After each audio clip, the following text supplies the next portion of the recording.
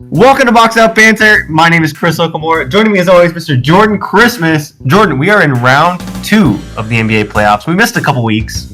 Yeah, I know. A lot of stuff happened since the last BOB episode. Didn't get to take my victory lap on the Bucks. Just shellacking Miami. Yeah. So, I mean, is there any... Obviously, I want to talk Lakers, but is there any big takeaways that you have from the first round so far? Because we're done with the first round. We just finished the first round like yesterday.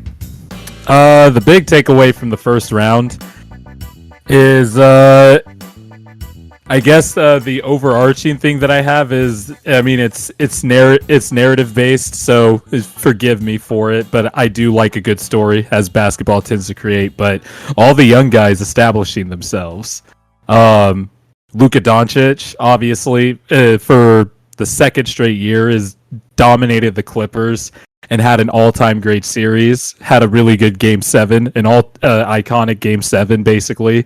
Trae Young, Devin Booker, Donovan Mitchell, Ja Morant. Like, it's a reminder that the league is in good hands. Like, we got to see a lot of young stars make an impression on the broader national audience, and that was fun to see. And also, as a longtime Devin Booker stockholder, I should say, that Game 6 was very, very cathartic for me because I have been a big Devin Booker fan for a long time. I'm a fan of all of these young players, and I'm telling you, it just goes to show if you put a proper team around a very talented player, you could have some success. And yeah, the young generation's taking over though. The first finals in a decade, basically, without LeBron and Steph, which is wild to think about.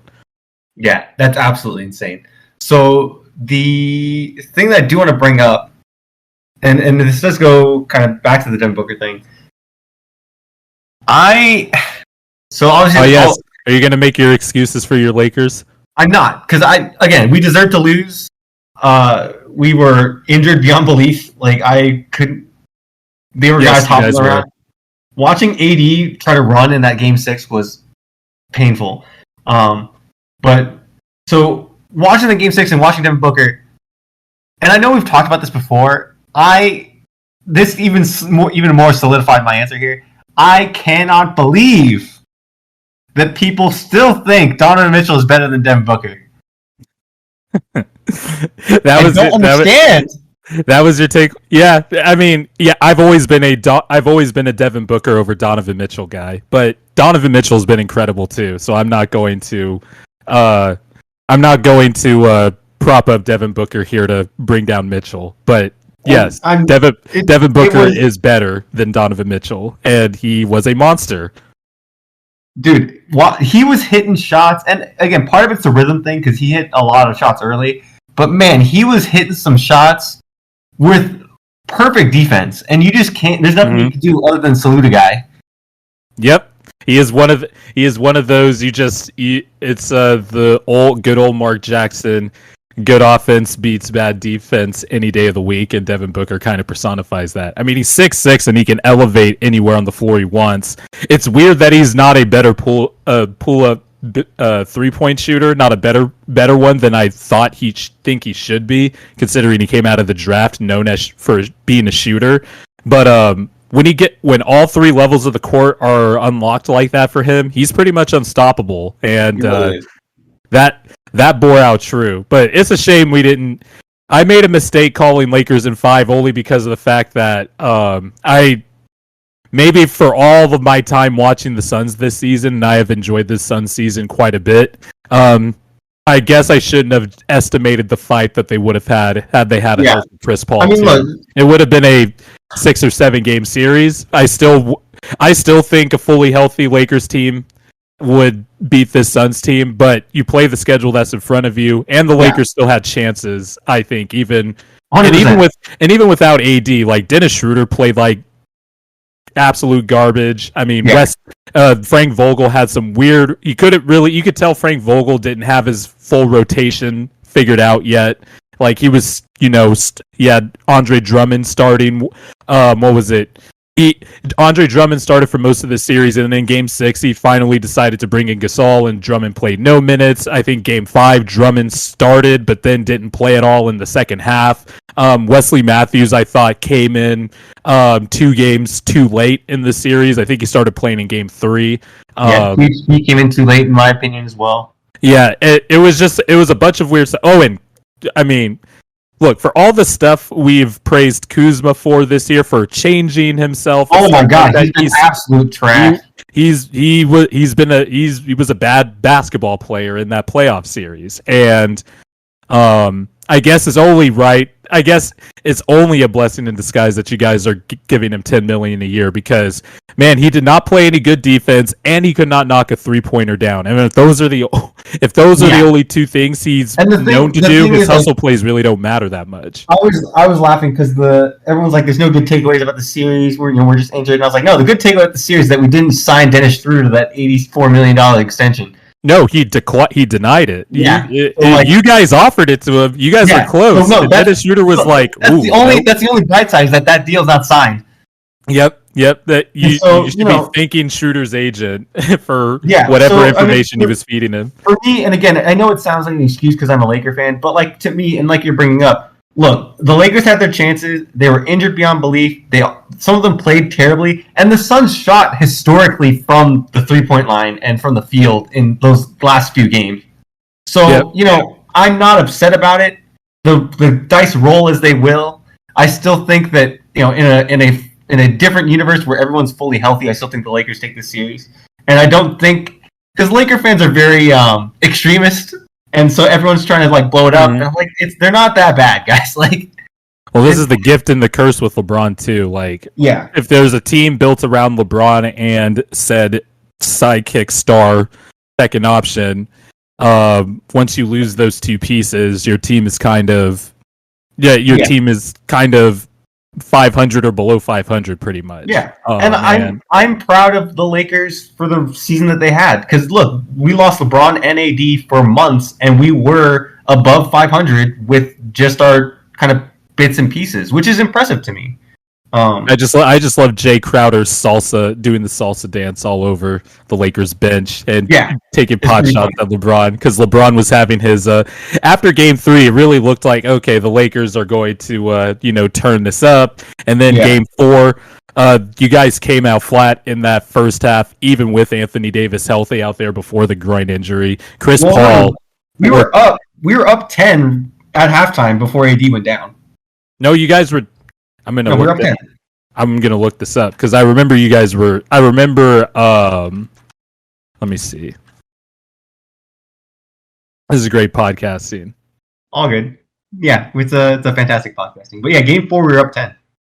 No, I'm looking at it right now. You get the Suns had a 4-point lead heading into halftime.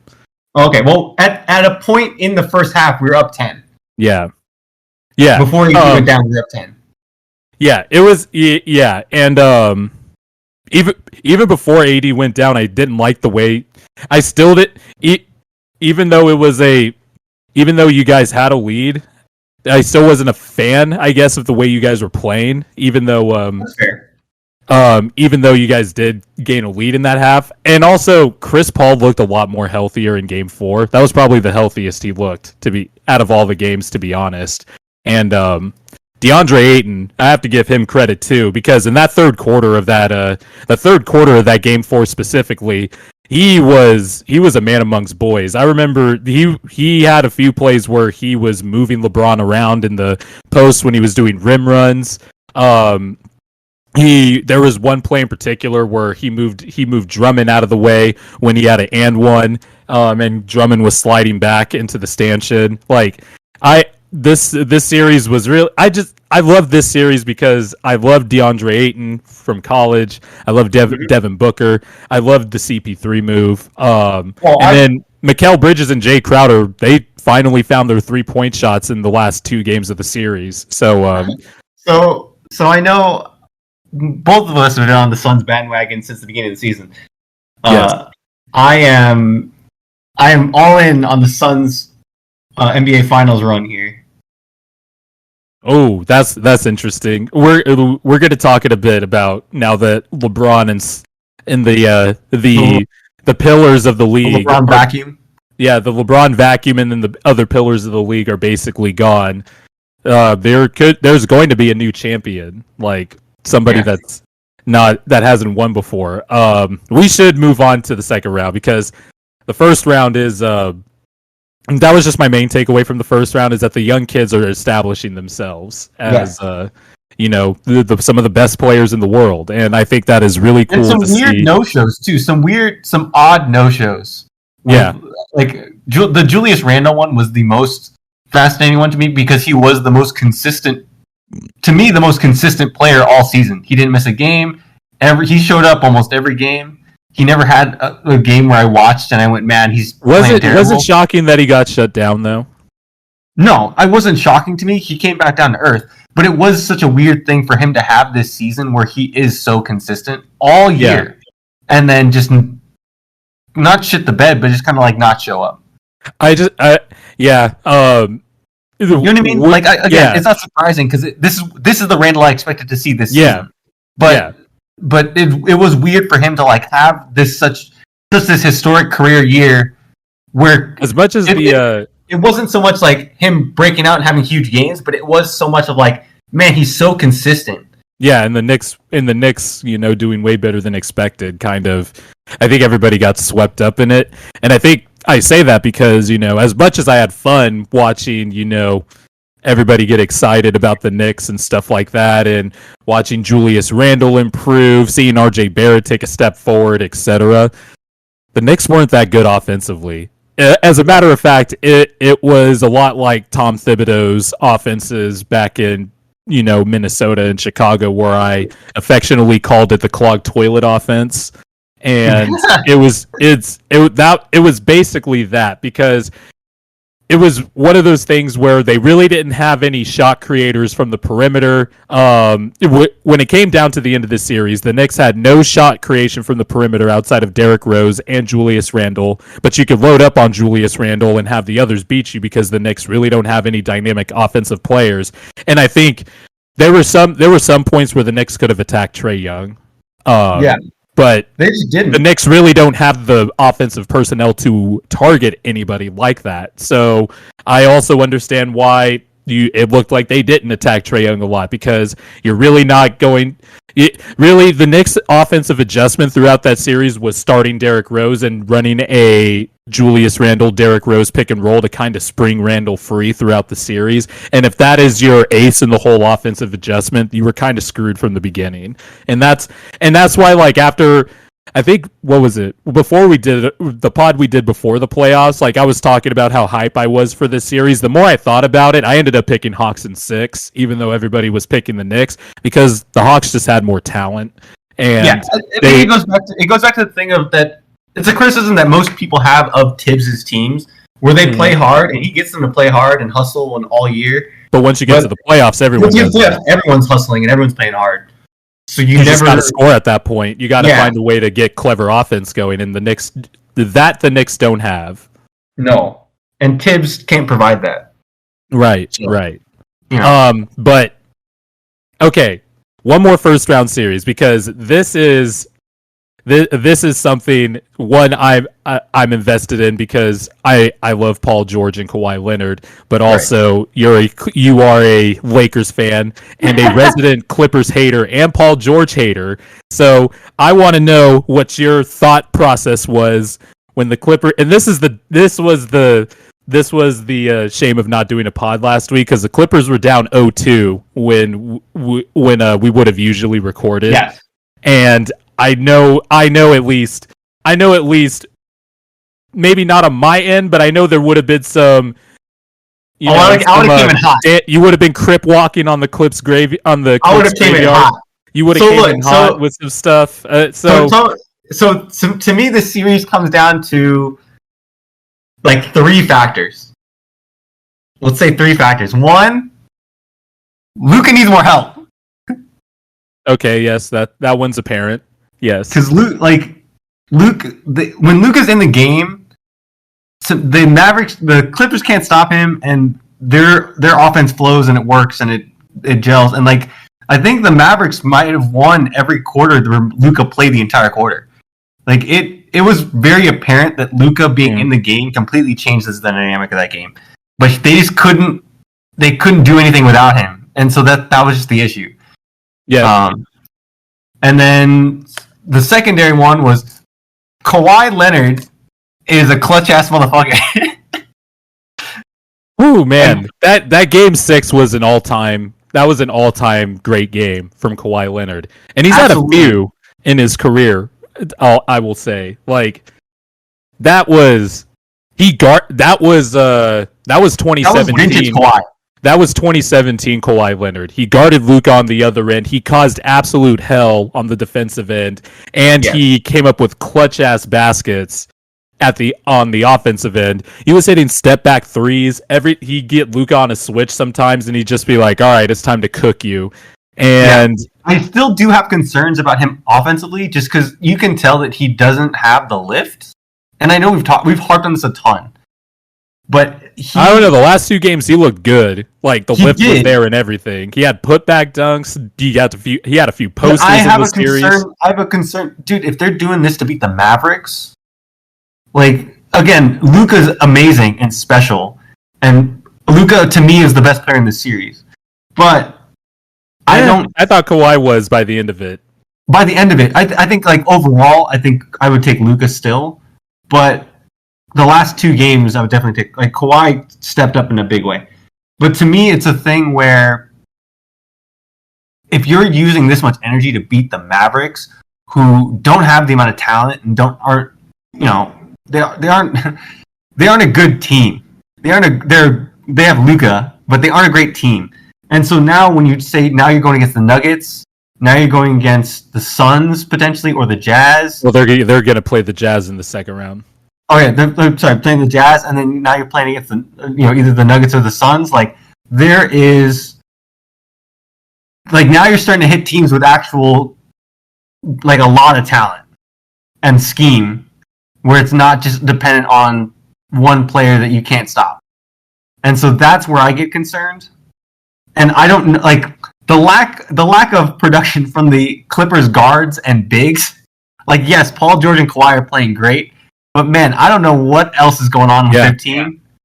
And I don't know what you're gonna do forward. I will give them a ton of credit that they are way more mentally resilient than they were last year. Coming back down from 0-2 when you lost both of your home games.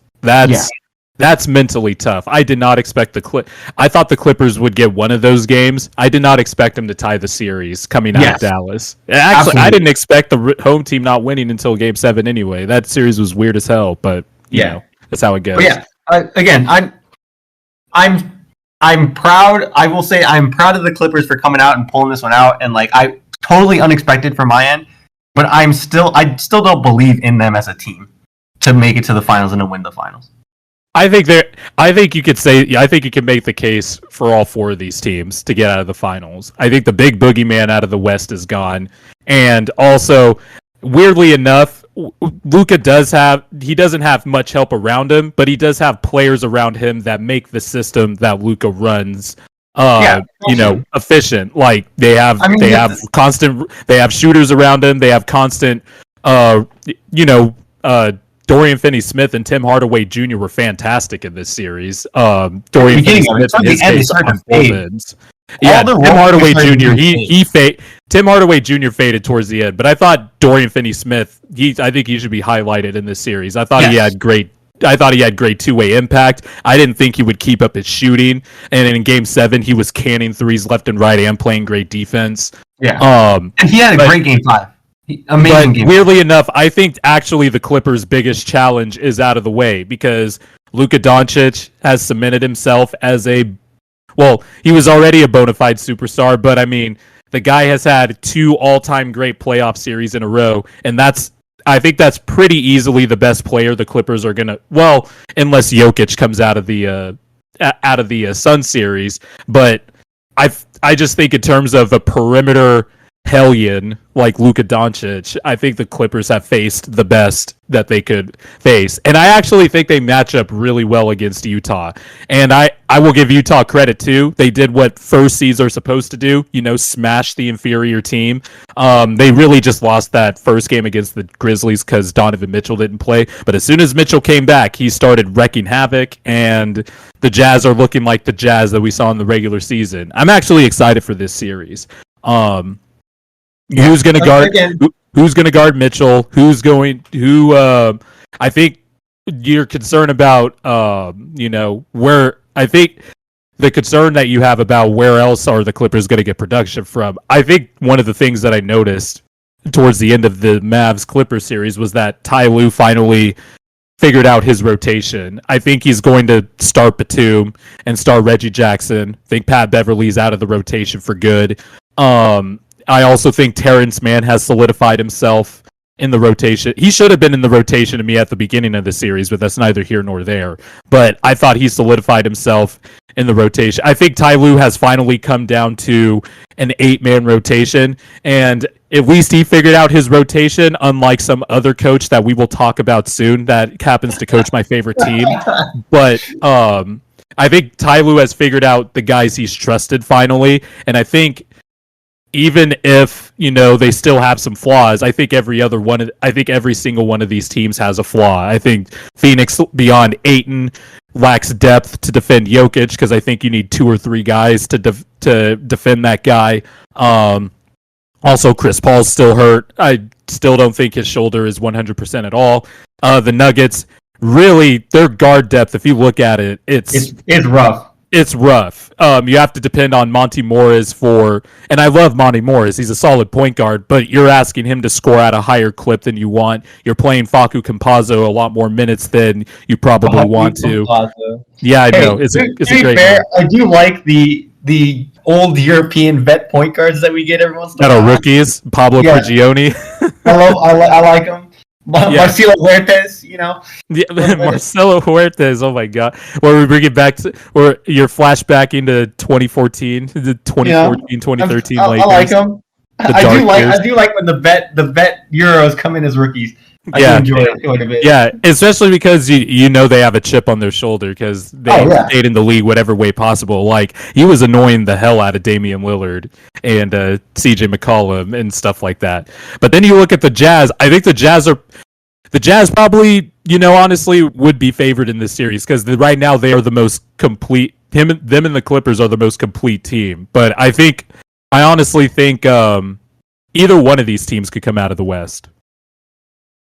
Yeah, for me again, I'm taking the Suns just because I trust Chris Paul so much, like implicitly, like overreactedly so. But yeah, I think you're right. I think overall everyone has an equal shot. Jokic could literally carry the Nuggets to the finals. Yeah, like, have you seen his numbers? Like, dude, the thing is, have you noticed that Aaron Gordon's starting to come on? Yeah. Yep, on the offensive end, he's been coming along as the Blazers Nuggets series went along. I think people just need to realize that Jokic does not look like, I really do think it's an optics thing with Jokic because, like, he should be the MVP. And yes, I think health forbidding, I would take Joel Embiid over Nikola Jokic, but I love Jokic. Like, he's been one of my favorite players to watch for years, and I think he is on an all-time great trajectory. I mean, The guy averages 26, 11, and 7 in the playoffs on 50, 40, 90. Like, you realize how ridiculous that is, but because he's unassuming, because he's slow, and because he's white, everybody will assume that he doesn't look like the typical MVP. Oh, Chris Paul should be the MVP. I do want to push back on this, and I want to say this publicly because I've tweeted about it, and I want to say it here, and you'll agree with me 100%. We need to stop saying that Luka's unathletic.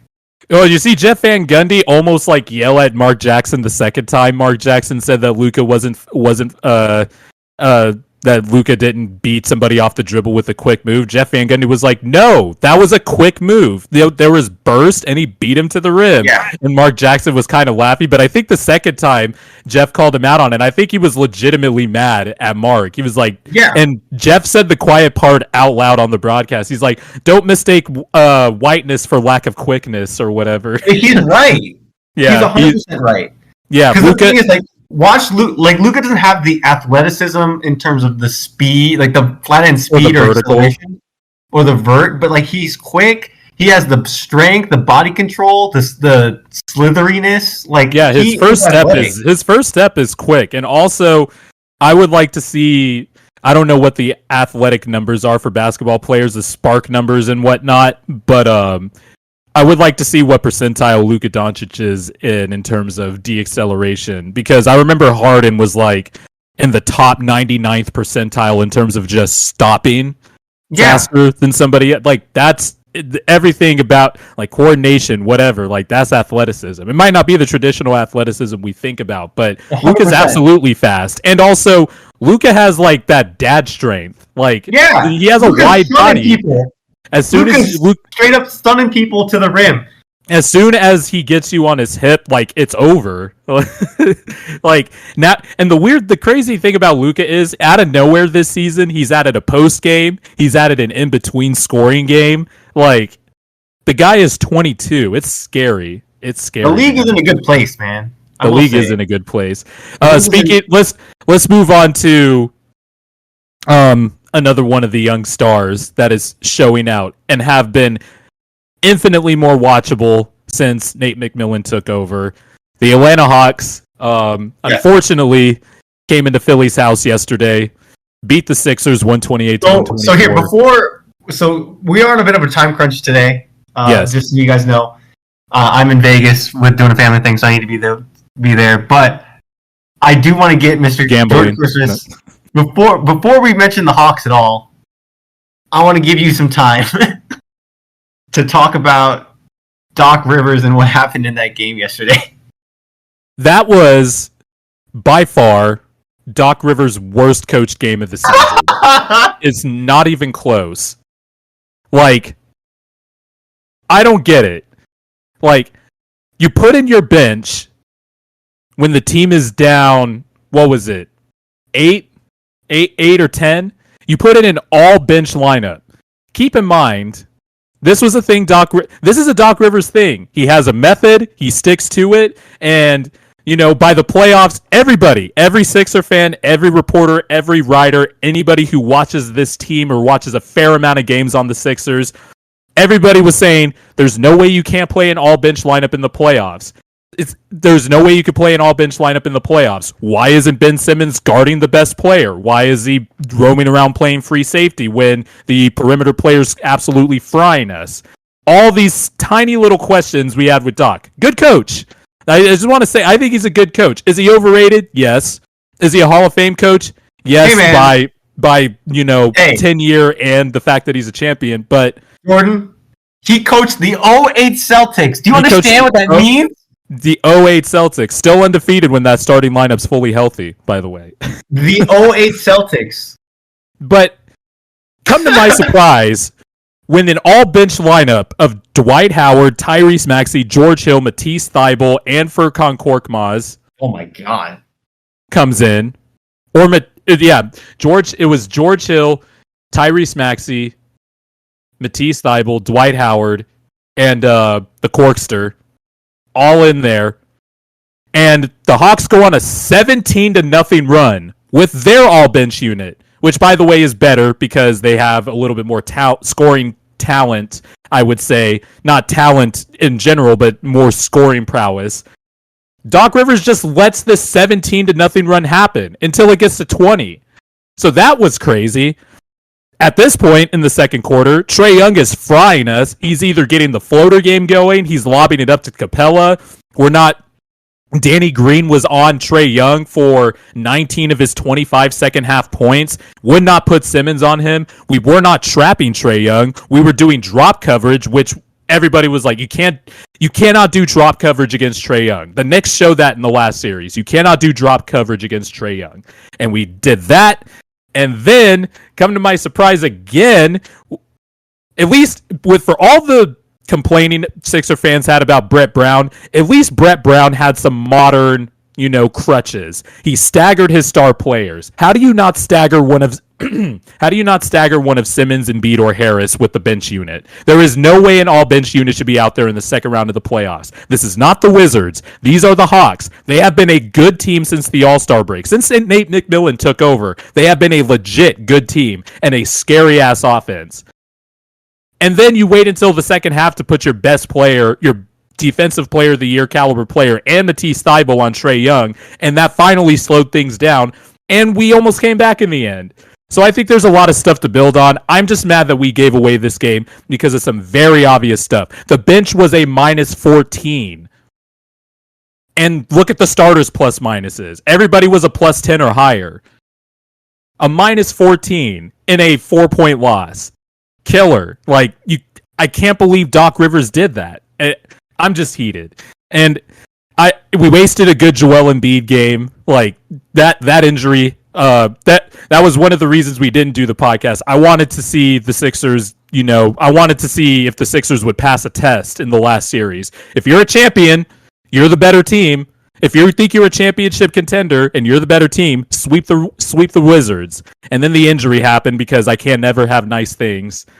And now I don't even know what to think of the Sixers championship odds, because it's a shame that with Joel Embiid's injury and what he's playing through with LeBron out now, this was the most wide open championship that I can remember. And I think a healthy Joel Embiid absolutely gives us a legit shot at that chance. And I don't know how he's playing through a slight meniscus tear. I'm scared. He's playing at full throttle. He was careful at some points yesterday, but he was playing at full throttle still, jumping and scaring the hell out of me. I think the Sixers should easily win the series. No excuse if they don't get to the conference finals, but the injury is what's scaring me. And also my fears about Doc Rivers as a coach in the playoffs cropped up. So yeah, I'm all yeah. I have similar concerns about. He went 11 deep in a playoff game. 11 deep. He put in Shake Milton for a random 43 seconds in the fourth quarter. What did Shake Milton do? Travel, turnover, score on the other end. And Shake Milton got yanked.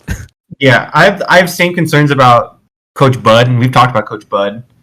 Oh, Coach Bud's game one stuff. That was a doozy. And Doc Rivers was like, "Here, let me one up you." Yeah, both of them are having the same issue where, I don't know why your bench should not be this deep in the playoffs. I'm sorry. No, I don't care how deep you think your team is. Yeah, it's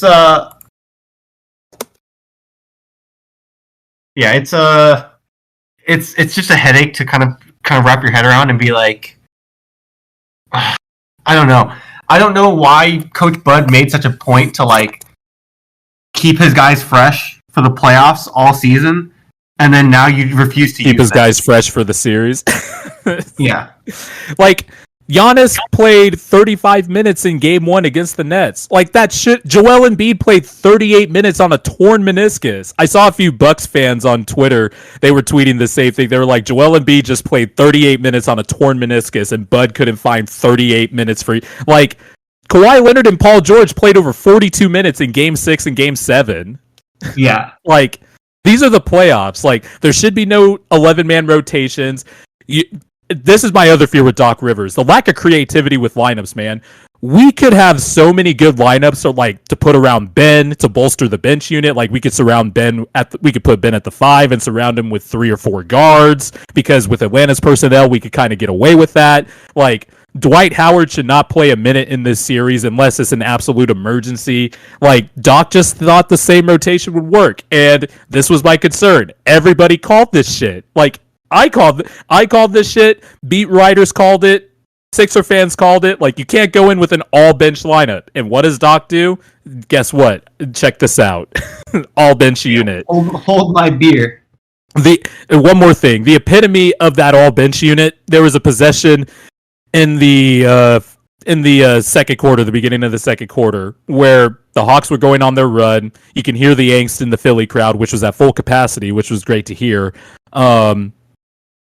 Dwight Howard gets the rebound off the Hawks miss. Everybody else is running up the court while Dwight is stuck with the ball, and he ends up just, instinctively and casually throwing the ball towards Matisse Thybulle, who is already running up the court, and the ball bounces off of Matisse's ass out of bounds, and it's Hawks ball. That was how the game went. Also, the starters turned it over a lot, but again, the starters dominated when the Hawks starters were in. Like, there's no more bench lineups. Just clean this up. Yeah. What do you think about that? I know this is, the first time the Sixers are testing the waters as a true contender. I think the other years in the Simmons and Embiid era, like, we were the surprise contender, but now we're like we have expectations of contender status, right? Like, I think if there's a lot. What's up? I think the injury to Embiid hurts you guys a lot. If he can't go, obviously that's the thing that was murky, right? I don't know what Embiid's injury is. I know what it is, but I don't know how he's going to look. I thought he looked good yesterday. I thought he was his dominant self, but there's always like the fear of him tearing it more at 7 feet and 280 pounds. But like, should I be worried about this game one loss? I mean, if this is the medal of a championship contender, a championship team should win on the road, right? Like, This is I know we shouldn't overreact to game ones, and there's some stuff to build towards game two, but I don't know. What are you thinking when you watch this series as an outsider perspective? So, from an outsider perspective, I don't even think this should be close. I think I think Hawks in 5 with the healthy Embiid and Sixers in 7 I think the Sixers are the far better team. I think they match up far better. I think when you look at the Hawks and everything runs through Trae Young, like they have Ben Simmons and Matisse Thybulle, who should easily be able to stop Trae Young, just from a pure size and defensive intensity point of view. And then on defense, they should be able to attack him every time with the size and the length that they have on the floor at any point in time. The Sixers are so big versus everything the Hawks have. But again, it's just a lack of, I don't know if it's aggression or lack of like focus or this game shouldn't have been close in my opinion, and it was. Yeah. And I just don't get it. It was like watching a Laker game where you go, man, we're so much more talented. Why aren't we just taking it to them? I don't know if you felt this way. I did kind of feel that way, but I also think the Hawks are they have a lot of firepower themselves. Like they do, but I don't think it's the same. I think again, this could be my biases too. I think the Sixers are at a different level. They are, and it shouldn't be close. Like I said, I picked the Sixers in 5. I wouldn't be surprised if it was a close competitive 5, but yeah, the problem with attacking Trae, it's the same thing. I think Doc Rivers, I think he should do this, but his lack of creativity probably won't. I think he should start George Hill instead of Danny Green, because they put Trae Young on Danny Green, and you really can't run stuff like getting Trae Young on a switch with someone like, I mean, we should, but Ben Simmons will look to pass first instead of score, although he was aggressive in this game. It really depends on Simmons' aggression. The Hawks can hide Trae Young easier with this team. There's a lot of average perimeter creators on the Sixers, so we can attack Trae Young, and I would like to see that, but I would like to see, we probably need to change the starting lineup. I would probably put George Hill in just to get us another ball handler and somebody who could take Trae Young off the dribble and make him pay on the defensive end. But I just think also our defense was our defensive coverage was terrible. I really do think like a lot of this game was on Doc. Like, I know the bench played bad, but the bench should not have. An all bench lineup should not have been out there in the first place. Asking Tyrese Maxey to lead a playoff bench unit in the round 2 of the playoffs, were against a far better team. That's just not going to cut it. And hopefully the adjustments are made. If the Sixers lose this series, barring if Joel Embiid is there, the Sixers should beat this team. Is it blow up time? No, it's not blow it up. Although I want to monitor the Dame situation. Not gonna lie. Yeah, the Dame situation's the most interesting to me, and I don't know where he's going or if he's going. I think he's gonna stay. Did you see Neil O'Shea's press conference today? I did. If I was Damian Lillard, I would want out. Did you see he threw Terry Stotts under the bus? He said the defense wasn't a byproduct of the roster. Well, what was it, my guy? Because that sounded like a direct shot at Terry Stotts. And also, you think a 3-guard lineup wasn't the problem of why your guys' defense was so poor?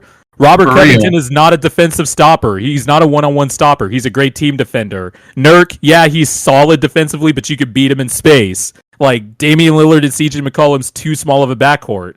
Like, that man looked into the camera and said the next coach is going to have most of this roster back and have a great offense. And my thing is, as soon as a candidate, as soon as you see that press conference, like, I don't want to go there. Yeah, exactly. If you're a coach, you're just like, well, that guy doesn't have my back. Like, I feel bad for Blazers fans, man.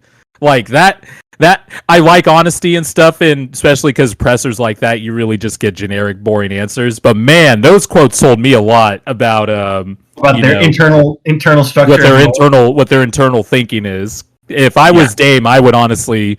I love Portland. The fan base there is one of the best fan bases that in any sport. But man, Dame Lillard needs to request a trade. And funny enough, if you're talking about, if the worst case scenario were to happen and the Sixers flame out, like I always stated this, but the only trades I would make where it involved trading away Simmons are the players that are just the tier above Simmons as like a starting point in the trade. So like Harden and Lillard falls into that category. Like if Damian Lillard becomes available and Morey tries to finagle a way to pry him away and dangle Simmons, I would do that. That's one of those. It's another rare circumstance that comes up where you would do that. Yeah, and the ages aren't too far off where you go. We're trading for old man here. Yeah, like Damian Lillard's 31. I know his contract goes to his age 34 season, but I mean, I believe in the hard worker that he is. I mean, he's gotten better. And plus, every year. Again, it's like the Chris Paul situation where his game isn't predicated on athleticism, so he could probably play for a real long time.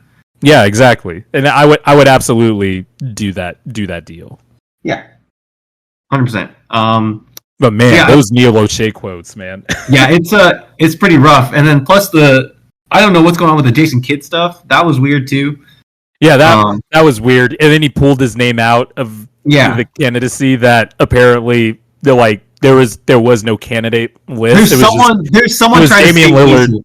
It was Damian Lillard basically saying he told Chris Haynes that he would like Jason Kidd or Chauncey Billups as the head coach, and that was it. But I think Jason Kidd has past domestic violence issues, but 2, he's a terrible coach, and I just don't understand why he's still considered a candidate. He almost tanked the Giannis era before it started. Yeah, for sure. So I guess we're wrapping up a little bit here because I have to go soon, but. I do want to talk about this Nets Bucks series because I think it's really interesting. Yeah, well, it kind of that took a damper out of things when Harden just straight up walked out of Game 1, like pulled his hamstring, and as soon as it happened, he was like, "All right, I'm dipping." Like my hamstring hurts. It was like, man, like that took the air out of the series a little bit. But I'm still interested. I don't know if you're watching now. But I have the game on in the background. Durant is cooking people. You know me. Durant is cooking people right now.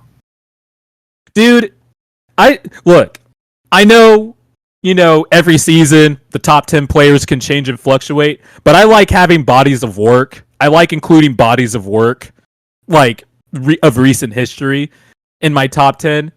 Players or my top 5, whatever. I do tiers now. Like when Kevin Durant's healthy, like he's in the argument for best player in the world. Like this guy is an incredible basketball player, man. He's one of my favorite players of all time. He's the greatest Twitter account of all time. He was ahead of his time with Twitter back in 2010. Like Kevin Durant's awesome, and he's melting the Bucks right now. Yeah. But what is catching your eyes about what are you looking for in this series? What's catching your eye about this series? So looking deeper into it, I actually like the matchups for the Bucks. I do too. They were getting a bunch of pain points in game one. It's just Bud went away from it. Classic. Yeah, I mean, to me, I love how these matchups work in terms of like when you first look at it, you're like, dude, Harden, Kyrie, Durant, how do you stop them? And then you watch them, and you go and you watch it, and you go, well, I mean, they have Drew Holiday on Kyrie, you have Giannis on KD, and then you can have like a team effort of like Middleton and a whole bunch of guys on Harden. And if Harden's out, then like then that your matchups actually match up really, really well. There's still a lot of situations where Giannis just doesn't know how to play basketball, strangely enough. Where you're just like go. I don't know if I saw that in game one. There are a lot of situations where you're like, dude, just turn the corner and you can just go to the basket, and he's stopping and trying to like. There's a lot of hesitation, and you're like, man, Giannis can get some real easy buckets here if he can just kind of give him a move and go to the basket. But he's stopping, and he's getting stopped pretty easily in terms of like going downhill, and you're like, man, I feel like you could just go around someone. Like if you just make a quick move or something else, I feel like these are easy scores. Maybe I'm looking too much into it. Maybe I'm looking at it wrong. I don't know. I think well, because in game Giannis had 34 points and shot from like 6. He shot 16 to 24 from the field. I thought he was getting downhill. I just think the Bucks stopped going towards it. I also think the Bucks made a mistake starting PJ Tucker instead of just. I think maybe you stick with Bryn Forbes or something like that to bring Tucker off the bench. But I get you want to have a minute and innings eater for the Durant defender. But I thought the Bucks were Brook Lopez and Giannis were getting easy shots in the paint all night. It's just that Chris Middleton and Drew Holiday they faded in this game. Like yes, Drew Holiday was bad. Chris Middleton was bad also. He shot 6 of 23. And the Bucks were just missing I actually thought Giannis and Lopez were the only bright spots because the Nets have nobody to, match the girth of Lopez or match the physicality or strength of Giannis.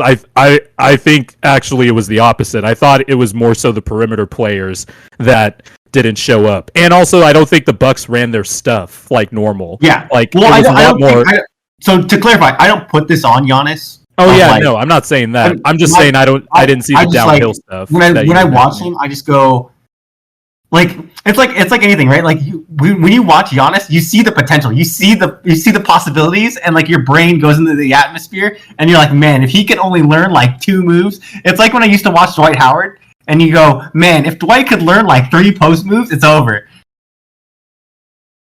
Yeah, I think Giannis has gotten better with the basketball stuff of it this year. I think he's added stuff around the edges. He's getting better, but he's still not there to the point where like, dude, if you put LeBron's brain in Giannis's body, it's over. Yeah. Well, yeah, you could say that about any. Oh my God. Man, and this is the other thing too. Blake Griffin just had a dunk. Like Blake Griffin out of nowhere, just finessing all of Detroit. Blake Griffin just finessed the entire city of Detroit, thinking that he was injured, hadn't dunked since 2019. Then he comes to the Nets. Blake Griffin did a call the police, call 911, but not for me. But not for me. Like this guy is hitting threes. He's playmaking. He's in the dunker spot, elevating like it's old Blake Griffin. Like the Nets are some great. Do you ever watch Uncle Drew? No, I didn't watch Uncle Drew. No. So Uncle Drew, there's a character. It's Nate Robinson's character, and he's in a wheelchair the entire time. Yeah, and he can't walk, and he's like comatose. He doesn't talk, and he's having trouble. And I think his granddaughter's there, and she's like, "Yeah, he hasn't walked in 20 years or whatever." And then Uncle Drew hands him his old pair of shoes, and he puts them on, and he gets up and starts dunking. It's like dudes like that. Blake Griffin put on his like Mike shoes. He did. He was like Blake, and then Yeah, he's kind of had a revival. Not gonna lie, like he's become pretty important. I think it's one of those things where if you get a vet to go to a team that will win, I think they get motivated again. I think Nick Batum had some great moments for the Clippers last series. Like he had a few dunks in Game 7. I still think it's so funny to me that the Clippers are starting Nick Batum. Yeah, because he was like the worst contract in the league like 2 years ago. Yeah, and again, to me, if Nick Batum is like your third most important player, I think you got some trouble. But, you think what? I think if Nick Batum is like your third most important player, I think you're getting some trouble. Yeah, but yeah. I'm happy that he's been able to at least somewhat revitalize his career too. But I do want to ask before we get going: do you feel like the Nets have enough interior defense to win a championship, especially with guys like Gobert and Jokic and Embiid still in the mix? I think the Nets could absolutely. Coming on. I think the Nets could absolutely win the championship. I mean, I know that's not a hot take or whatever. Yeah. But I really don't think that stuff matters because the Nets have showed so far that they could play stretches of defense where if they like get like 3 or 4 stops in a row, they just have so much offensive talent. Yeah. Even with Harden down, like it's a little bit different when Harden's down because I really do think Harden is the one that stirs the drink. Like he sets up the table for everybody. Durant and Irving, they can play make, but they're not like the classic playmakers. No, when Harden's not in there, it turns into the Iverson Carmelo Nuggets where it's just your turn, my turn. But the crazy thing is, like, their ball movement is still crisp. Like, in game one, like they had some possessions. It does turn into your turn, my turn. It does turn into your turn, my turn. But like off of that, like somebody will double Durant, right? And Durant will find the easy read, and then the ball starts popping and stuff like that. Yeah. It's a different kind of my turn, your turn. But it's definitely different than when Harden is not in there because Harden gets into the creases. He has the vision. He sees everybody. He knows to get like bench players a shot if they've been working hard in a game. He'd be like, I need to give Landry Shamet a shot here. Blah blah blah. Yeah. And the Nets have. I keep wanting to say Knicks. The Nets have solid bench pieces too. Like Mike James comes off the bench out of nowhere and has a great game 1. Landry Shamet has a poster dunk on Drew Holiday. Like the Nets have talent and then we can't forget about one of the best players in the world, Bruce Brown. But I will say Nick Claxton has really grown on me. I really like that kid. Nick Claxton he's awesome. He's an awesome player for sure. But I think the Nets do have I don't think interior defense will really matter for the Nets, unless it's someone against like Embiid or Jokic, because like those guys will foul your whole team out. Like it's not just being a post presence or being a bear on the offensive glass. It's can you handle those 2 big dudes on the block because they have a scoring bag that's really deep, and can you stay out of foul trouble against those guys who are bigger and stronger than your entire team put together? I guess that would be the question. But I think if you look at all the other teams across the playoffs, the Nets should be favored. And I honestly think the Clippers and the Jazz should feel good about the landscape right now. Yeah. I think Sixers to be determined because if Embiid is healthy, I'd take the Sixers out of the East.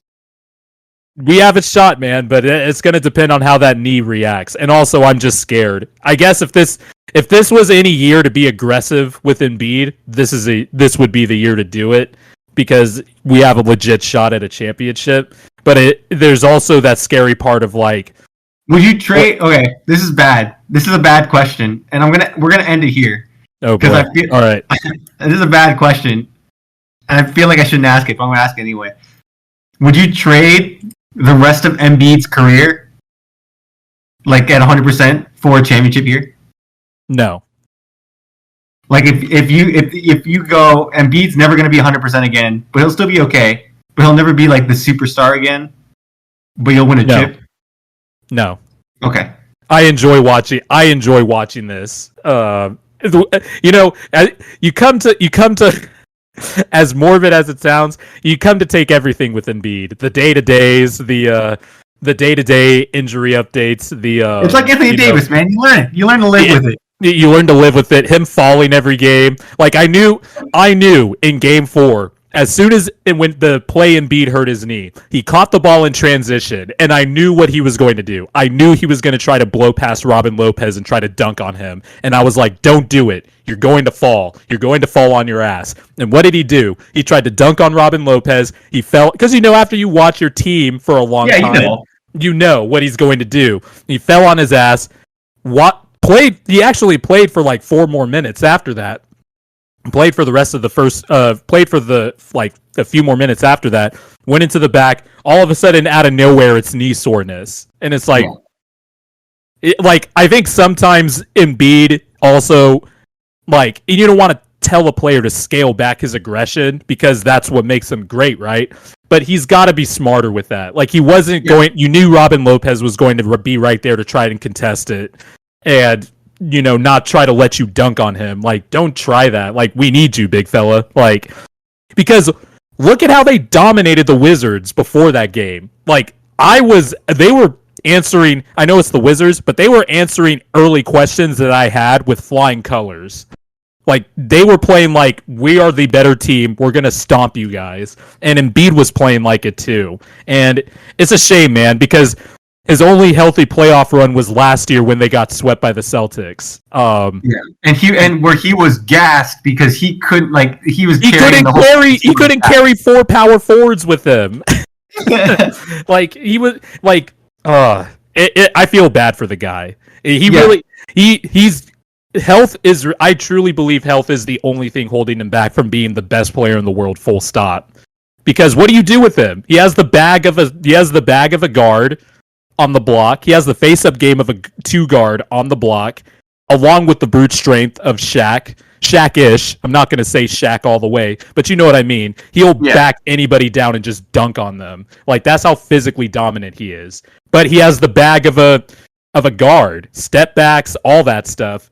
And he's an impactful player on the defensive end. Like, health is the only thing holding this guy back. And I want to see healthy Embiid for a long time because he's really become my second favorite player in the franchise behind Allen Iverson. Probably Andre Iguodala's in there. You can tell I'm a Sixer fan by just listing off Andre Iguodala. Look at the mediocrity we had in the middle of the 2000s, and that's why we tanked. Like, it's not a long history here. I'm enjoying the Embiid stuff, but it does suck. I want him to be healthy. Yeah, no, I'm totally with you, and it's sort of the same thing where I can watch AD at this point and know, like, oh fuck, he's gonna do this thing and he's gonna hurt himself. Like, he's gonna go for this block and he's gonna land funny, and then here we go. Like the big man doing the chase down LeBron block, that is awesome. That is an incredible feat of athleticism that someone of that size, that someone of that size of 80 or Embiid can do it, but stop doing it. Yeah, I equate it to the quarterback sliding in football. Like, hey, could you get an extra yard if you dive head first? Yes. Is it worth it? No, dude, just slide. Just slide. Just run faster or beat him to the spot earlier, but please don't do the chase down block. Like, yeah, just slide or get out of bounds or let him dunk. It's 2 points. Like, now, if you pull it off and don't get hurt, it's an awesome play. But still, like, the process of it, I hate it. The process of all of it. Dude, it's like, again, you and I now have this shared understanding of who Danny Green is as a player at this point. Oh yeah, he had the classic Danny Green playoff game yesterday where he didn't make anything and he got fried by Trae Young. Well, he also missed 2 very clutch 3-pointers that could have changed the game entirely. Yeah. I just know he's going to make a big corner 3 for us, though. He's done it too many times. Like, I mean, with the Raptors, depends. He did. But see, Jordan, how many pump weird drive-in floaters? I don't want to see that. is worth the clutch play? I would. Well, I mean, he's the only Not that he's the only option out there. It's just you want somebody in the playoffs at that point. You want foxhole guys in your rotation, and I think his help defense and his spacing that he provides Embiid and Simmons, like, that's just too important. I can live with the missed threes. I don't think Doc did him any favors sticking him on Trae Young. I don't think that should have been the matchup from the beginning because we all kind of know Danny is long in the tooth in terms of one-on-one defense. But yeah, he's gonna have a few Danny Green games where he's gonna go 0 from 3. But I know he's gonna have games where he's gonna make like 3 contested threes, and he's gonna be ridiculous with it. So he's an overall positive player, but I'm gonna take the good with the bad with Danny Green because I think he's very important. Yeah, man. The pump layup is. But yeah, no, the pump fake in that weird little flick floater that he does, where both his legs go out in different directions. Like, I'm good on that. All right. So yeah, before we go, Jordan, any predictions for how these series are going to go? We have the 4 series left in the playoffs so far. Okay, so before the Sixers series, before the 2 Eastern Conference semifinal series, I wanted to go with the Bucks in the Nets series, but I just went with Nets in 6. Yeah. I just think at the end of the day they have too much offensive firepower, and I would have said Nets in 6 after watching Game 1. I said Nets in 5. But I think the Nets are going to win that series. I think Sixers. Without Embiid, Sixers in 7. With Embiid, it would be Sixers in 5. And then the 2 Western Conference series, I'm really looking forward to. I'm going with, man. I'm gonna go Nuggets in 6. Wow. I'm going Nuggets in 6. I think Jokic is going to take a sledgehammer to the Suns. I don't think DeAndre Ayton's going to make Jokic work like he has been in their matchups during the regular season. But beyond that, I think the Nuggets will get Will Barton back. Michael Porter Jr. still he was really good in the last series. I think while the Suns will have an advantage at guard, obviously with Booker and Chris Paul, I still want to see what Chris Paul looks like. Hopefully Chris Paul can get a little bit healthier. I just think Jokic is on one of these runs right now where no one can stop him. And if he gets everything going, I think not even the Suns could stop Jokic. So I'm going Nuggets in 6, and then I'm going Clippers in 6, actually. And it's not because I don't believe in Utah. I think Utah could come out of the West just as easily as any other of the 4 teams. But I think with the Lakers gone, I do think there's a little bit of that Clippers smell, the greener grass on the other side. Like, hey, maybe we have a chance to come out of the West. I also think the Clippers have the personnel to match with the Jazz and what they do. Gobert is going to be really big in this series for the Jazz's prospects because, the Clippers are going to be small. And I know Gobert's defensive flaws are a little bit overblown, but there is a reason why people talk about it, because you can get Gobert out in space. Like Draymond said on TNT, who's been great, by the way, as an analyst, you want to dictate the terms for a great defensive player like Gobert. We're going to make you defend where you're most uncomfortable defending, and that's the perimeter. So I think the Clippers will look to exploit that. And also, I just think they have Kawhi Leonard and Paul George. And I think that matters in this series more than the last series. So I got Clippers at 6 in that one. Okay.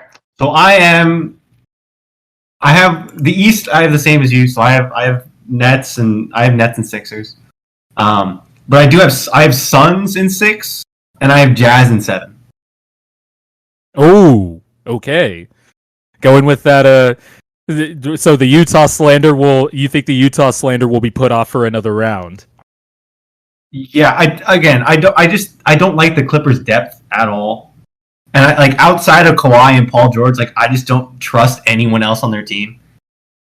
And I trust Rondo actually quite a bit. I take that back. I do trust Rondo, but to me, it just their team doesn't seem cohesive. It doesn't seem like they played. Their games always look really disjointed. Yeah. When I watch the Jazz seem like they're always in a flow.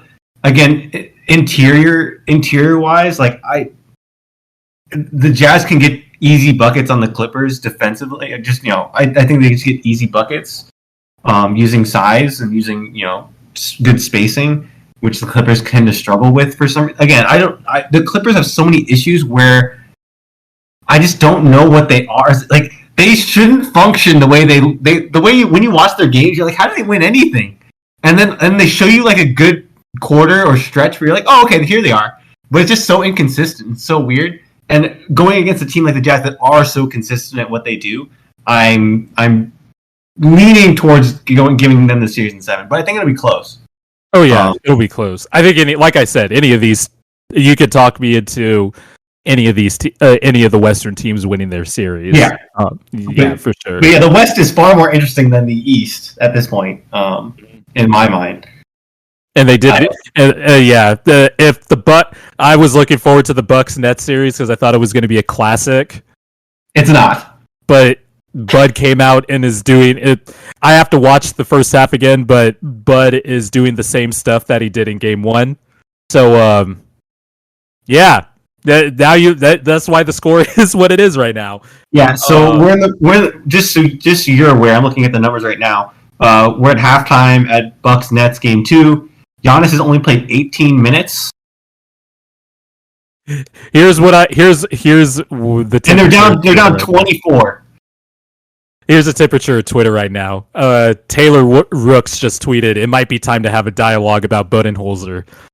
Bucks Twitter or Kyle Neubeck of Philly Voice. Man, if this series is supposed to be one of the best we get in the playoffs, we are big time doomed.